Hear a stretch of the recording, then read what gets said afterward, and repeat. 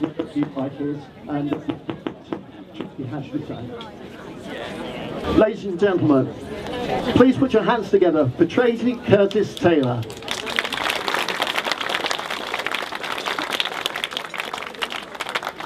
Well, I should start by saying good morning, even though it actually isn't a terribly good one, which is why I'm here on the ground and not in my aeroplane and doing a fly past for this quite remarkable occasion here.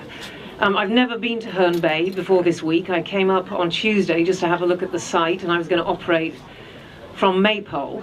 But it's incredibly moving to be here and to meet Amy's nieces, who are the daughters of Amy's sister, who have never been to Herne Bay either. So everyone is actually feeling quite emotional about this, because of course it was the weather that caused Amy's catastrophic accident 12 miles off this coast back in 1941.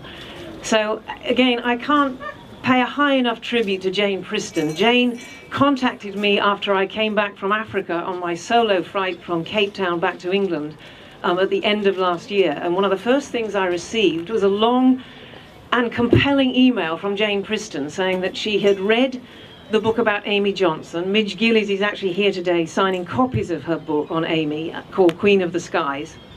But Jane had been given a copy of this book by her husband and became simply infatuated with the story. And of course, living here, it has great resonance. So again, just to prove what one very determined woman can do, she's sort of pulled this one off over, several months now. But I came down and saw a little biplane that she's designed and built, because she's an artist, as part of the waterfront. And of course, today, the unveiling of this board on the waterfront, which I hope again will just be the forerunner of what they hope to achieve here, which is a statue of Amy Johnson looking out to the estuary where she lost her life on that fateful day. Amy was, of course, flying for the ATA. She'd already made her name as a pioneering aviator. So what really put her name on the map and, of course, won her global acclaim was her astonishing flight in 1930, flying from the UK solo to Australia. And when you see those pictures of Amy, in her shorts in Burma, and just battling on through the elements, through unknown terrain, flying through volcanic ash clouds and across oceans, I mean, it quickens my pulse even now to read it. So it's people like Amy, and of course, in fact, Lady Heath, who was another great inspiration for me, but that was what really drove my flight solo from Cape Town back to England. I've flown vintage aeroplanes for most of the last 30 years, so I got into this at a young age, I suppose, but I was raised in Canada. My father was a journalist. I don't come from an aviating family. In fact, we had a pizza restaurant in the north of England.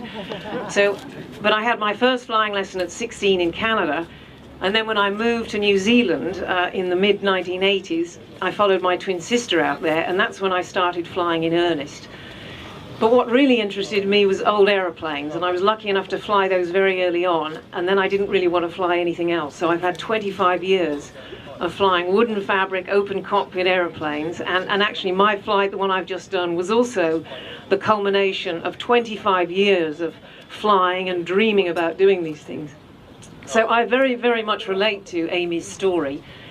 And what you have to do to, I suppose, achieve yourself in a different kind of way. So Amy, I think, was a very unusual person. She came from a sort of middle-class family in Hull, and had many years of frustration, I think, trying to find her real raison d'etre. And then in her mid-20s, she's in London, she's working as an independent woman, and she goes out to Stag Lane and just starts watching aeroplanes, and from that moment she's hooked.